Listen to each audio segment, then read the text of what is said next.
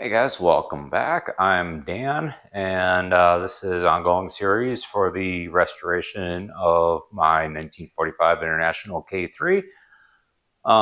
We've more or less finished up the engine build and just waiting on stable, higher temperatures to paint that. And we started in on rust treating, rust converting the frame. Um, the next series of videos, we're going to start working on restoration of the rear suspension. It's going to be pretty involved because a lot of the components are worn out, and to deal with lack of parts, we're going to have to adapt the rear suspension to use some off-the-shelf parts to avoid fabricating, unnecessary fabrication. And so today we're going to start with the reconstruction of the frame brackets that we removed. I think that was, I can't remember if we did that on the frame video or not. We're about 4 weeks, time of filming, we're about 4 weeks removed from that frame video because we're just, because data recording, this is February 2nd. We got hit with those the Arctic blasts that came through central Oklahoma, and it wasn't wasn't northern cold, but it's, you don't have to work in it, you don't work in it, and yeah, it's the daily driver, so I didn't work on it, so just relying on banked videos to deal with the lapse in content. So uh, uh, reposition the camera and I'll show you what we got going on. So, all right, the bucket of Vaporust. This stuff's been sitting in there for a couple weeks now. Gotta hit it with the wire brush to see how well it all turned out. But these are all the spring fittings that we pulled off the frame, plus some other hardware. But we're just worried about these spring fittings at the moment. All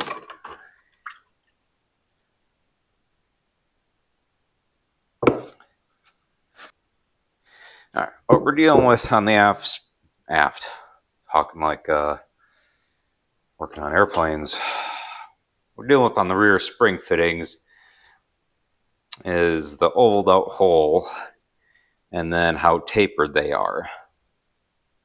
Let's see if I can, yeah, the oval and the taper. So plan here is clean them up,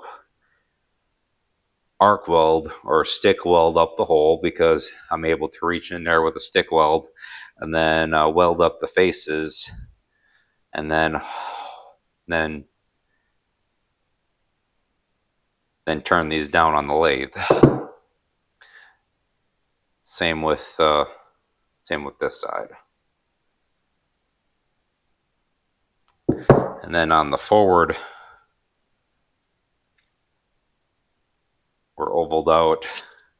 We don't have the taper on the forwards, but we also have some brazing that we got to weld up. But we got to take a wire brush to them to get the schmoo off of them. So get that done. You guys seen that before, so won't labor you with that. All right, we got these sufficiently cleaned up. Kind of interesting, these two brackets. This is the left side of the truck, this is the right side of the truck, so let's do that. And I believe this is the right side, came off the right side. This came off the left side. The right side definitely saw more abuse than the left side, but we need to take some measurements to get an idea of what we need to return these to.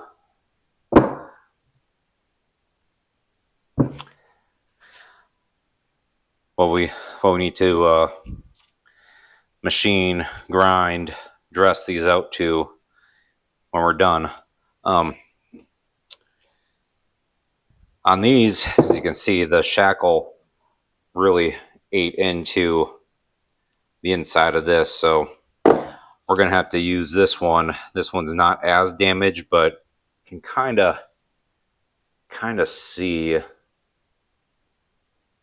the original edge right there of the casting. So we have more of the original dimension on this one than that. So we're going to take this corner right here as our datum, as our original edge, and we know that this edge is just worn away. But since Shackles, we have an example of our new shackle. We're gonna go with a the shackle for a just brain dead, for a 47 to 54 Chevrolet 3100. That's what we're going with shackles for. We're going to configure these and the springs to take this off-the-shelf shackle. So we're going to go with this width, and so we're going to face this. We're going to repair this edge. We're going to face this edge off. We're going to weld this up and then face it off to that, even with that corner, with that edge. And then we're gonna adjust our overall width over here based off of this. So what we need to do is find our depth. This is all about relative measurements, and this is not exact science because we don't have drawings for these. It'd be nice if we just had the actual drawing, but we don't, so we're doing relative. So suppose I tore my gloves up anyway.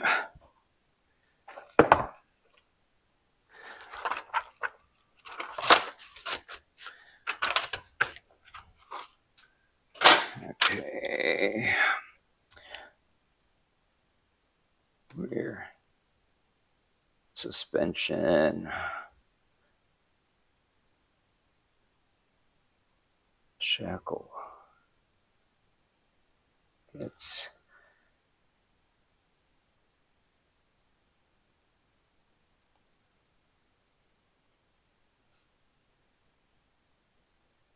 And so for that, and this is just a rough dimension, so 0 out.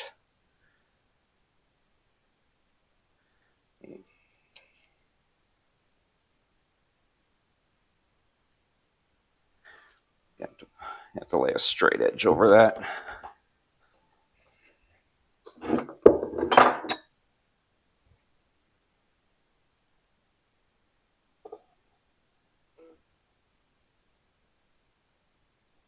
And this is all super relative, so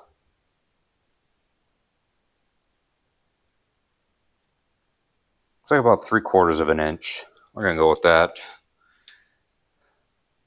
It's good. So 1.75. I mean, this is a casting, so, and then overall width.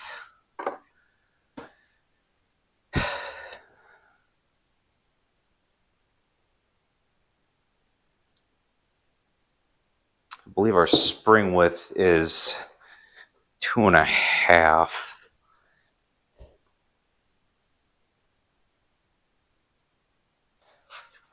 Or 2.25. 2.25 is our,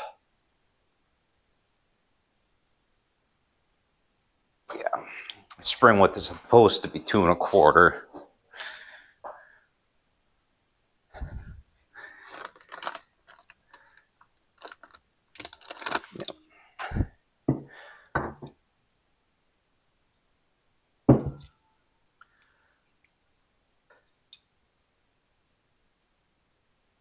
Yep, spring width.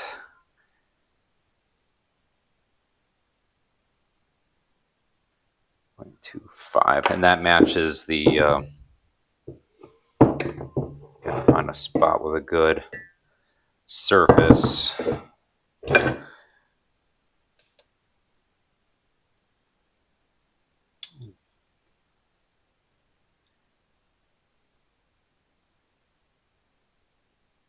Yep. 2.25.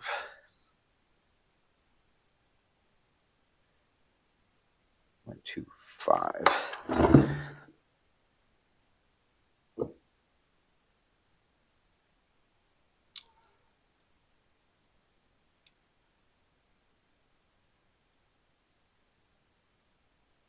All right. And on these ones, dimension that we need, even though it's, I'm not even going to worry about it because this is the closest hole that we have to actually being round, but you can see it has crept. It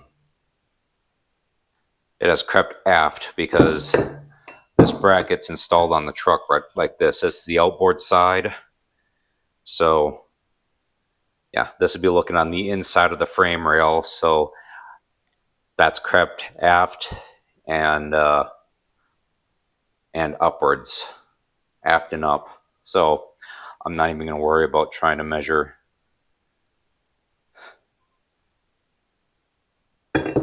So what I'm probably going to do with those is attempt to, I don't even know if I even want to attempt to open this up, open this seam up. I don't even think I'm going to do that.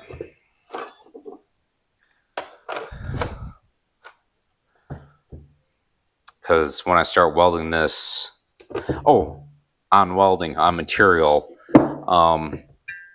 I did a grinder test on these, and when I was drilling out the rivets, and because I didn't get exactly close with my drilling, and I got some, I hit the bracket with the head of the drill bit, with the tip of the drill bit, and the shavings that came off. If something is cast iron, so it has a high, what is it, higher than like 0.3% carbon, which will make it a cast iron, or is it 0.5? Well, higher than steel. If it's a cast iron, typically your drill swath comes off as a powdery, but we were getting chips, so that tells that this is a cast low alloy, so this is a cast steel. And it wearing like this instead of cracking, actually just wearing kind of suggests that. So that's why we're going to be trying to weld this. But we're still going to be preheating it with the map torch to give it a chance of actually welding. But getting back to this, when I start building this up, what I'm going to do is start with passes in here.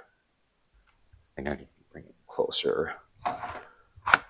What I'm going to do is I'm going to start with passes in here, like lay a root pass, then lay a pass on either side, and that'll actually spread this open as it heats and expands.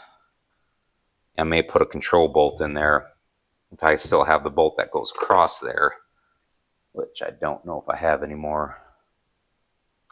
But I may put a control bolt in there to help keep that from spreading too far, but I'm not too worried about it.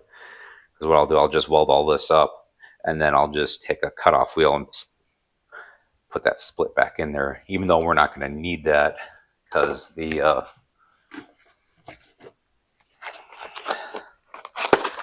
3100 has its own, just bolts in. It doesn't require a pin like this does, so that's not even necessary for the what we're converting this to. So I think make it try to weld. But I don't know.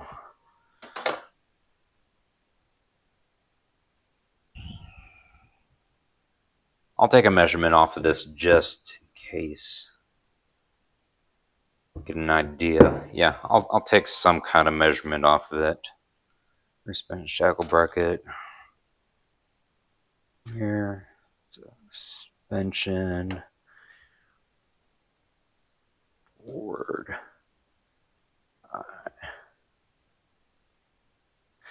Get.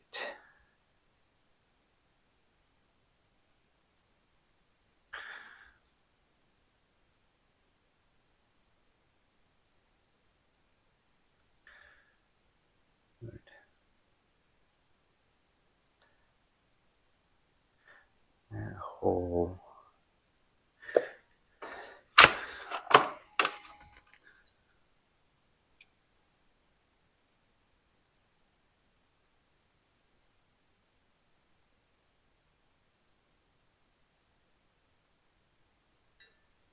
I don't know if that was a 1/2 inch originally. 675.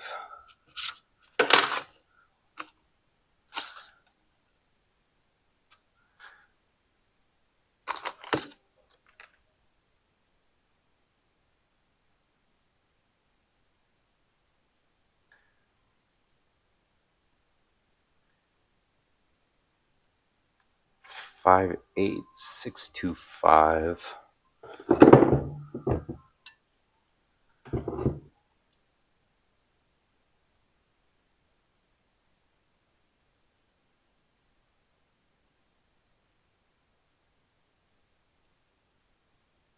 gonna guess that was a 5/8 originally. 0.625. And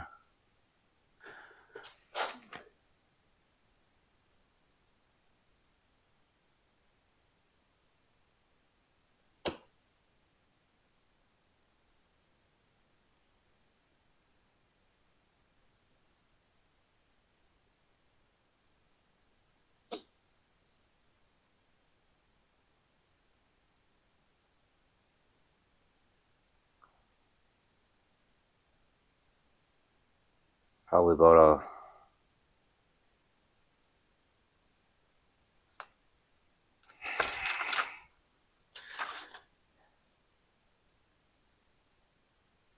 7.5. And I am so guessing on my measurements. I'm looking at the decimal to fractional conversion chart, and I'm seeing what kind of matches, because this thing ought to use standard. Because right there, that's inch and 875, so an inch and 7/8, and that looks like it puts us really close to what could have been the center of that hole, from, and assuming a 625 hole, so a 5/8 hole, and an inch and 7/8 down from the top. Yeah.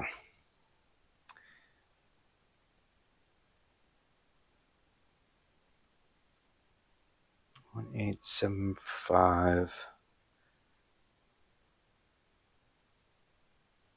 diameter from top to hole center. And it's all relative. I mean, I can make the holes whatever I want. 0.41. Like I said, these are rivets, so when those were put in, they expanded. They're coming out at 4/10. There's nothing. There's no standard dimension at 4/10. Well, there is. There's a letter X drill bit size, or 25/64, 13/32. So what I'll do is open them up to 7/16, 0.4375.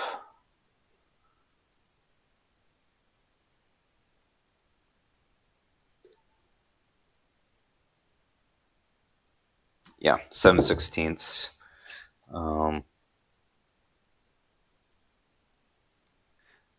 And that way I'll get a good tight fit.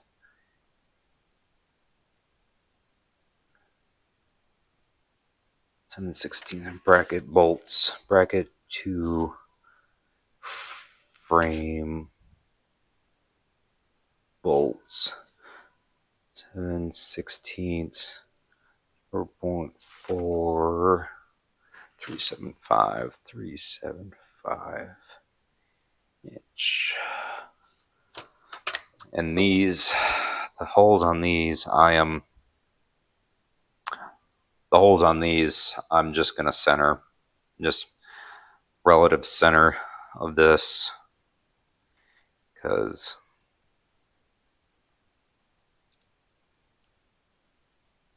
holy crap, that is more or less round.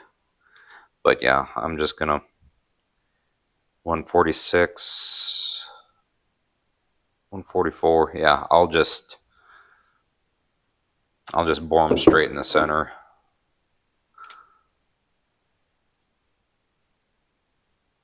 147, 147. What are we at here? 3,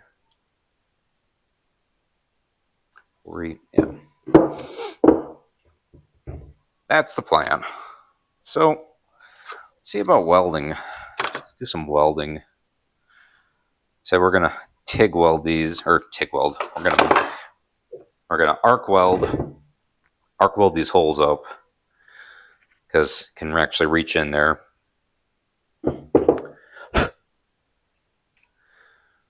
Can actually reach in there with the rod and see how that goes.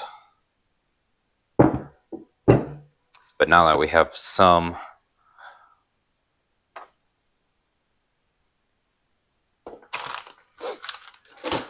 measurements, because once we close up holes, we're going to lose all of our measurements. So I'll reposition and try this. All right, just to give everyone fair warning, it's been over 20 years since I've struck an arc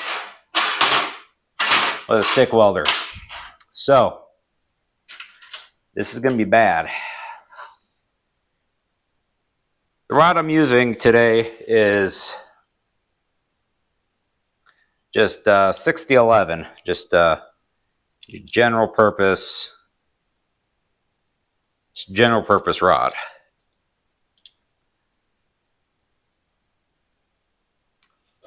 For this application, 7018 would be better because of the high tensile strength and its higher ductility, but I wanted to go with something a little bit more forgiving to weld with.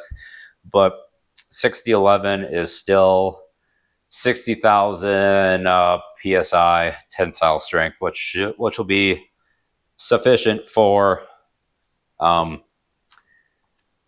this. So, said it's been a minute, almost 20 years. So let's got my Yes welder. What is it? What model is this? DP 200. Set on, what am I? DC electrode positive. So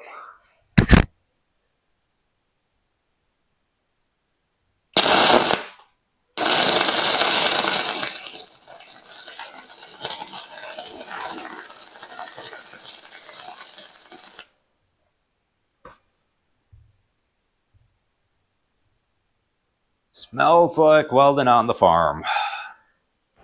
I think we're a little too hot.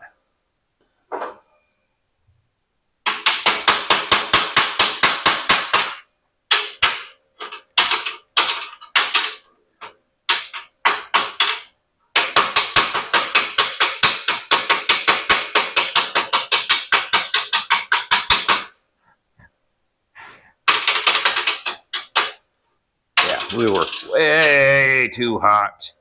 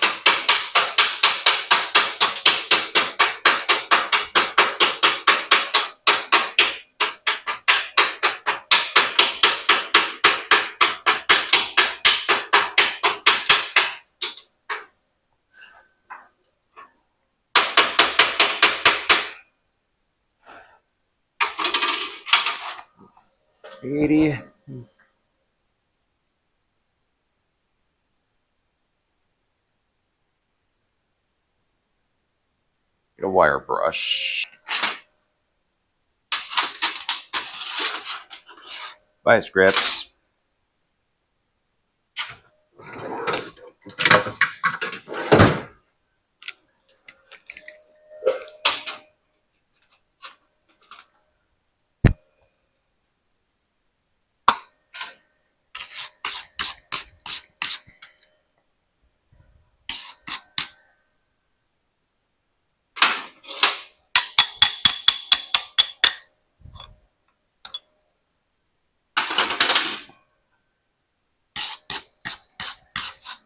This is just a test card or test coupon.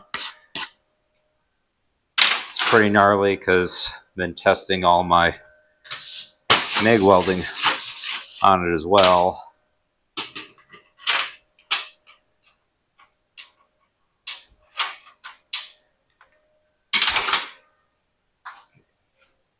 $85 amps.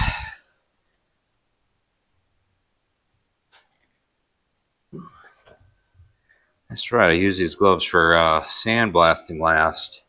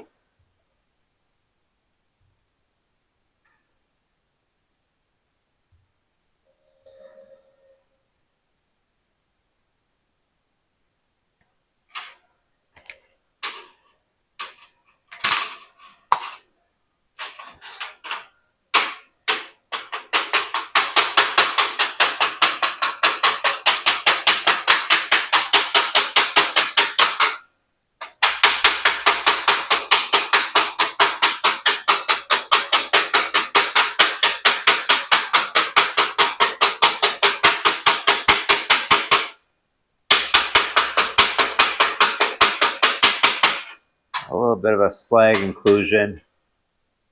Yeah, I got a little bit of a slag inclusion right there that I lifted there though. But got a little slag right there too. I don't know if it's, I know I'm not waiting long enough to tip it off. Yeah, that's where I didn't weave enough. But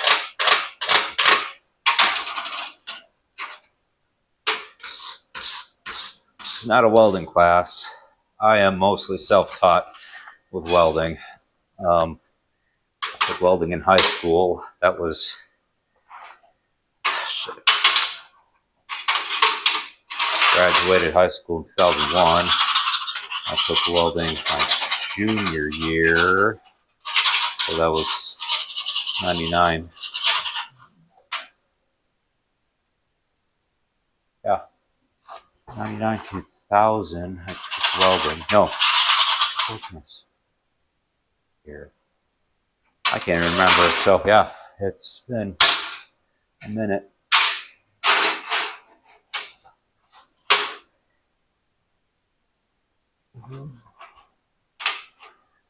Let us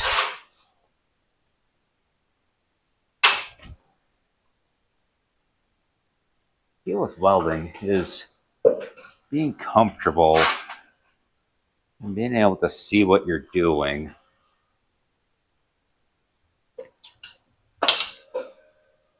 I disconnected the clamp so I can, I think I want to,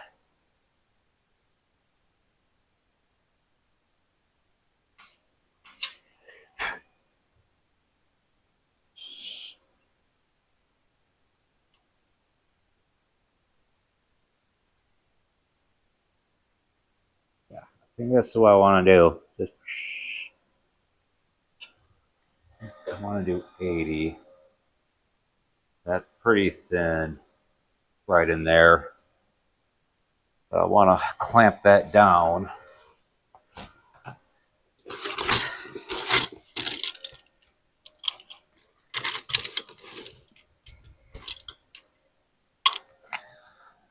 This is one of them, one of those Harbor Freight welding tables. Welding / fabrication tables.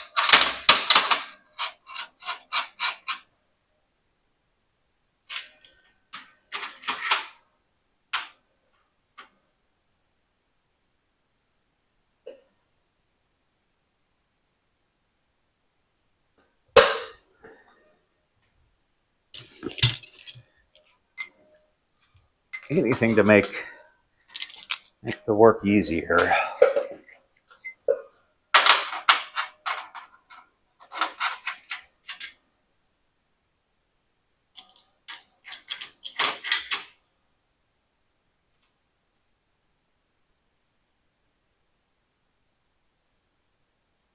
Yeah.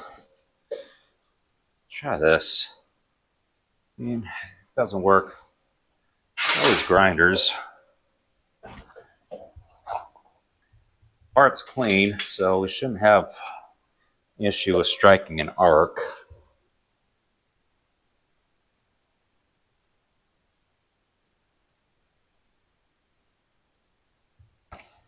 Like I said, part's dirty, so we may have problems striking an arc.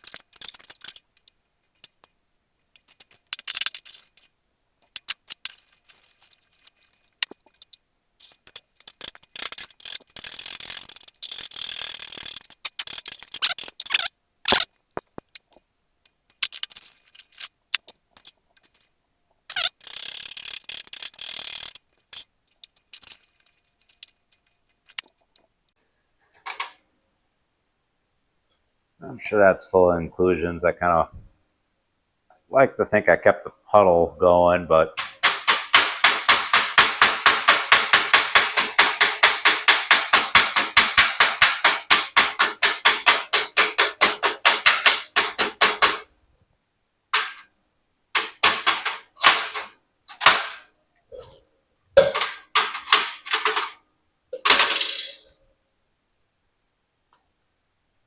what I'm more or less trying to do is fill this hole up and then come from the other side and just weld.